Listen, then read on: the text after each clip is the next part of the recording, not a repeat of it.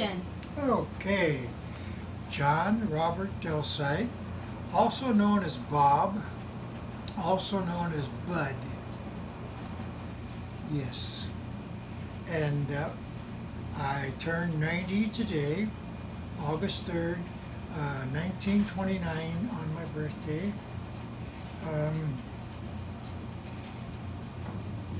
I have, I am recuperating from a hip a hip operation, but not replacement.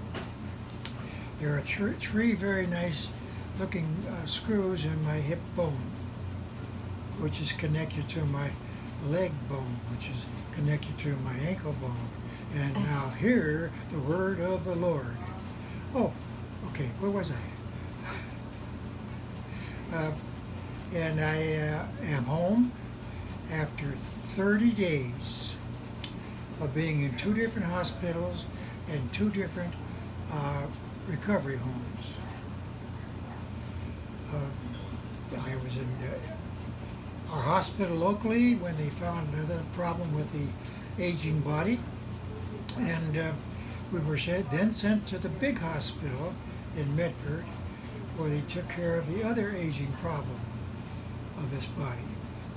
And I'm finally home.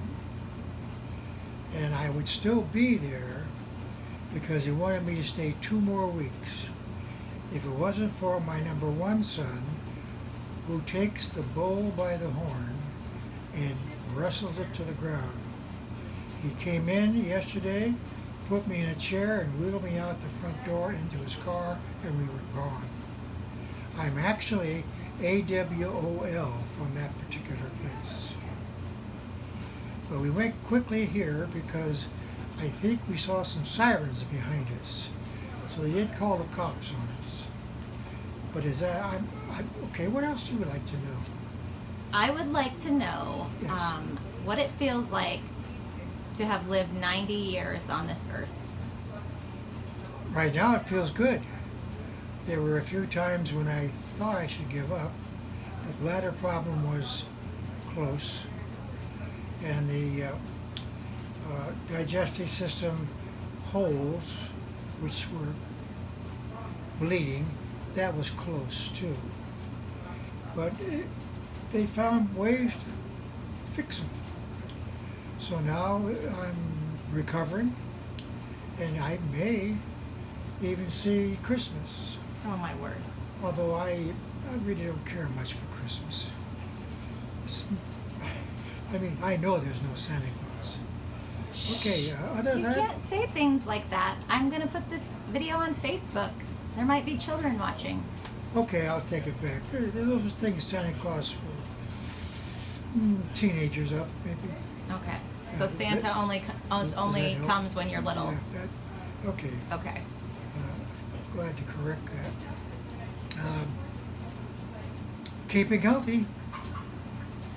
I've always worked out, always played sports. And right now, the upper body strength is what's getting me around because I have to use it on the walker to relieve the pressure on the right leg. If you don't have that, you might as well go back to one of those homes and have them come pick you up in a gurney and take you to the cemetery. Other than that, that's about it. Good marriage, good family. Moving to Oregon was a plus. Good family. Tell me what you've done most of your life. Can you do a short, like how old you were when you got married, and then Yes. what you did for your jobs and I can things do like that that? very easily. My life is broken up into thirds. The first 30 years I was young, went to school. Robert became Bob at high school, went into sports, married in 51, was drafted in 51, took a train ride to basic training, took a trip over the water to Korea, lucked out, and spent my service time in Japan. That was the first third of my life. Second third was the 30 years I taught teaching, which I could do because the GI Bill gave me a chance to go back and finish senior high school, a senior college.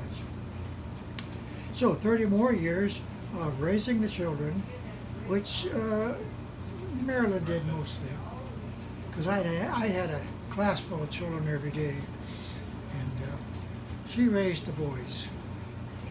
But 30 years later, I retired, and we were going to both retire, but we lost her that year. I retired in 87, and we lost her in 87. I take that back. No, it is 87. I remarried Carol's sister, Marilyn's sister, Carol, 3 years younger, and ever since then I've been retired. Keeping busy, no couch, potato, finding things to do I couldn't believe I could do when I was working. It took me all day to get things done that I want to do when I was retired, and it still does. So there's my 3/3 of life. Now, that was quick. That was pretty quick. So you were a teacher, 30 years. principal. I was principal at junior college, vice principal, because the principal couldn't handle the boys who had long hair. Every boy who had long hair back in the 70s was up to no good. Oh, I see. And I took over because I had 4 sons who had long hair. And I was a vice principal and teacher at Wolf Creek when they had about 100 plus students. And that's my history of education. So do you have any life lessons that you want to leave us with, or? Life lessons? Yeah. What about your favorite quote? Oh, I have a lot of those. My dad had a great one though, and it was a visual one. And we did a lot of wishing when we were young. And my dad finally said, you know, if you open your hands and wish in one and spit in the other, see which one fills up first. So that took care of all the wishing. Quotes? I have a really nice one if I can get it right. I've always loved it. Not sure exactly what it means. The moving finger writes, and having writ moves on. And all your pity nor wit shall lure it back to cancel half a line, or all your tears wash out a word of it. I think it was written by Omar Khayyam. I think it means what's past is history. Can't do much about it except learn from it. You can't change it. How's that? It's good. What about the present one? My present one? The one that says today and tomorrow? Oh yeah, that's a Chinese proverb. It's only in part though. Yesterday was history. Tomorrow is a mystery. And today is a gift. And if you want an explanation of that, it's very simple. What yesterday's history, you can't do much about it. Today is a gift because I got out of bed by myself and did everything by myself. And tomorrow's a mystery, which means I'm going to continue, but we don't quite know what tomorrow holds. All right. So that's it. Okay. Happy birthday. Happy 90th birthday, John Robert. We love you. Smile. Look at that's better. There you go.